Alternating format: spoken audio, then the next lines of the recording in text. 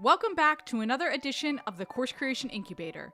I'm Gina Onativia, your host, hoping to get you fired up for your course creation and marketing. And what if I told you there's a way to take just some of the fear out of the selling equation? When you pre-sell or sell your course before you officially open carts with a certain flow, you take some of the anxiety out of the process. Because a lot of the fear is the cold sell, the unknown, the big ask. Think about cold calling someone. Scariest thing on earth, right? And by the way, a lot of times, not as effective. Instead, let's warm them up. Let's get to know them a little bit. Really, they're getting to know you. Then it's like asking a friend to hang out with you and, of course, spend a little bit of money, wink, wink. Well, how do you do that? Well, you share your content and expertise. You give away some value. You show your value. Then they realize, hey, I want more of this person in my life. I want them in my life on the regular because they make me a better person, or they understand my hopes and dreams, or they can help me get to where I want to go. Whatever the reason, you help them decide that you are their person. And sometimes that's tough to do in a shortened timeline. You want to have time to warm up, to warm them up. I want you pre-selling like a pro so you don't have to feel like you're going cold into that live launch. I'm going to walk through 3 areas of focus that I think can really set you up for success. And when I was scripting for this episode, I was trying to think of the last time I was out of my comfort zone and feeling kind of afraid. A few months ago, I got to do a series of trainings for a bigger client, biggest client I've ever consulted for. And my partner and I were presenting to an international group about the power of sharing great content. Now, I wasn't making an offer, but I had to sell myself. I had to show them that I was someone trustworthy that they could learn from. And to open this group up, which was used to talking tech and numbers, to the power of story and human connection. It was nerve-wracking. It brought me back to my days where I was just learning to sell. I was awkward maybe for the first 5 minutes. Then I settled in, I calmed down, I got a few laughs, I made some connections, and it was great from there. So I get it. Getting out of your comfort zone is scary, but if I can do it, you can do it too. So first and foremost, to pre-sell like a pro, you want to set up a waitlist so that anyone who's interested can get a taste of what you have to offer and be a part of your founding launch, especially if you're putting yourself out there for the first time. What I love about a waitlist is your course does not have to be done. You do not even have to start your course. Are you listening to me right now? You can put that waitlist out there. All you need is a title and a simple landing page to get people to opt in order to get that waitlist up and going. What it does is enables you to build your list from the get-go. It's an easy way to start capturing names of people who are interested in going further with you. Because some of you listening right now have opportunities in the coming month before your actual course is done, and I want you to capture those names. I was just talking to a course creator who gets all this traffic from her podcast and book and no way to capture that traffic. I told her, even if you don't work with me, get a waitlist capture up so you can take advantage of all those listeners and readers. Or say you get interviewed for a newspaper article or a media spot, or you maybe end up doing an Instagram live with an influencer or even one of your friends. You want a place to send interested potential students. That's what your waitlist is for. I want you to keep it simple, like I was saying before. I told one student to build a waitlist, and then 6 weeks later, she has this big, beautiful waitlist page. It was like a freaking sales page. It was amazing and not needed. And meanwhile, 6 weeks have gone by where she could have captured names, right? She could have been building that list. So you need a title, a tagline, 3 to 5 benefit bullets, and a call to action to join now, with the first name in the email fields for those. By the way, when I say benefit bullets, I don't mean features. I don't want to know that you have 7 modules of content and 30 videos and full color guides, yada, yada, yada. I mean, what is the student going to get out of the course? That's what I want you to write there. I want you to have the benefits. That's the kind of information you'll have early on in the process because you've done your validation calls, You know what your people are looking for and what they need.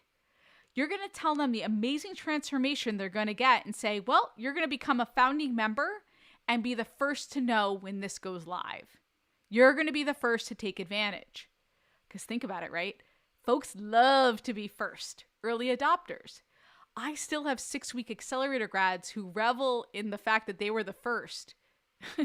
There's a certain cachet to it, right? Okay, going back to those fields, just first name and email. Okay, I want to emphasize that. Don't ask for their home address or anything tricky, not yet. Less friction. I want them to get their name and email in there. I want them to save their spot. By the way, you could set this up in Lead Pages or your landing page software of choice. If it takes more than 90 minutes to set this up, you're in trouble. Set a timer, okay, so you limit yourself. Then take 30 minutes to write and set up that confirmation email. It confirms that they're in, you're saving a special spot for them. It gets them excited for what's to come.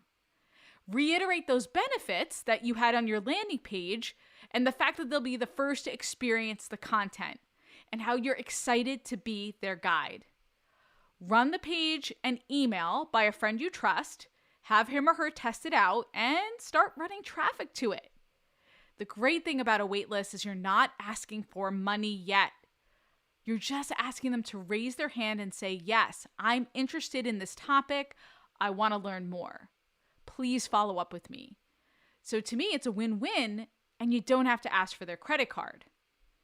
By the way, one last bonus piece on this, and this is extra credit for you overachievers listening. If you want to offer a waitlist bonus, go for it. In other words, you're incentivizing your waitlist folks even further by saying, you join this list and buy, you're going to get an awesome bonus that no one else will get because you took early action. You say, I reward people for taking action and following through. So as a thank you, I'm throwing in this guide or cheat sheet or something special. You've got your first piece, which is the waitlist. Now you're ready for the second part, which is content that complements your launch. Now, when I say complement, I mean that is relevant as a run-up to your launch. Ideally, you want to start this as soon as possible. Even if you don't plan to launch your course for a couple of months, it's not too early to start building your waitlist and pushing out content that's relevant. One of the mistakes I've seen course creators make is they wait until just before they're launching to create content related to their launch. It's like they've been working on their course behind the scenes and they're eager to get it out there, but maybe you forgot that the audience doesn't know about your course yet. They're not necessarily ready to buy. Remember, you got to warm them up. So they've gotten that welcome email from you. You tell them you're a founding member. And if you've been listening to this podcast, you know I say weekly content is key.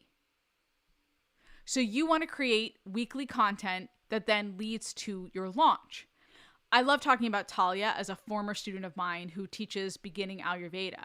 Her content can be some foundational pieces about Ayurveda, how it helps with different skincare issues or weight loss or increase your energy. I want you to think, where does my student need to be by the time I make my offer or by the time I make my invite for the promotion? So for Ayurveda, I want them to know the value of the practice. I want them to recognize, is this something that could really help the quality of my life? Maybe even transform it. I want my potential student to think, this might be the help I'm looking for. So I'm going to give them content that walks through the benefits of Ayurveda and a few tips to help them get started. I'm going to show off my expertise. Well, okay, not my expertise, Talia's expertise, right? She's incredible with Ayurveda. You don't want me anywhere near teaching you how to do Ayurveda. You get my point though. With your content, with that free content, you're really focusing on the what and not so much the how. You're delivering that type of content with your blog or articles or podcasts or videos, whatever you've decided is your consistent weekly content. Now, once you've got your waitlist in place and you're putting out that consistent, relevant content, the third area is using social media strategically to drive all of your efforts. Now, notice how I said strategically. It's not just about simply showing up. It's really about planning regular content and consistently lead followers to your waitlist. Now, sometimes I get students who feel a little bit funky about this. They feel like people are going to get annoyed if they keep mentioning their waitlist or their program. But here's the truth. Most people aren't seeing all of your posts. So you have to keep showing up, keep promoting, reminding people to reach those people who need your course. I don't want you creating all this amazing content, your video series, your blogs, your podcast, and then not driving traffic to it and then get crickets. So you're going to use social media in a smart way to drive excitement and traffic to your content that complements. And when I say drive excitement, I feel like every promo, whether it's a small one or a full-out launch, should be treated like an event. You want to get people excited, like Hamilton is coming to town. Something big is happening. And social media is a great way for you to drive that excitement. You're going to put out your monthly social media calendar, lay out all the content you have planned that leads to the call to action, going back to step 1, your wait list. You're going to ask yourself, what's the calendar I want to set up to push out this content? What will my dominant platform be? For me, it's IG, and I sprinkle in some social with LinkedIn and Facebook. How often do I want to post? What do I want to post? How will I vary up my content with videos and reels? What's a manageable calendar that I can execute? You'll want to plan that out or find a friend that has a lock on social media. We all have one. Strategize with him or her over drinks or coffee. You want that social media to go hand in hand with any email marketing efforts you have. Even if you have a list of 100, don't forget to send out emails. Your people are seeing your social posts and feel that much more connected to you. All right, so just to go through those 3 areas again, you've got your wait list, your simple wait list up. You've got your juicy content. And oh, by the way, I'll link to a few amazing episodes about how to create incredible content. One is an interview with my friend Lisa Rigoli, who is the best out there about producing content. And the other is a helpful episode to get you brainstorming like a champ. And then that third area, social media planning to drive to the juicy content so they could sign up for your fancy wait list, right? It's all connected. I hope this was helpful. I would love to see your waitlist, by the way, if you could tag me in Instagram at Course Creation Boutique. I'll see you next week. Until then, go create, be you and be brilliant, and get it done.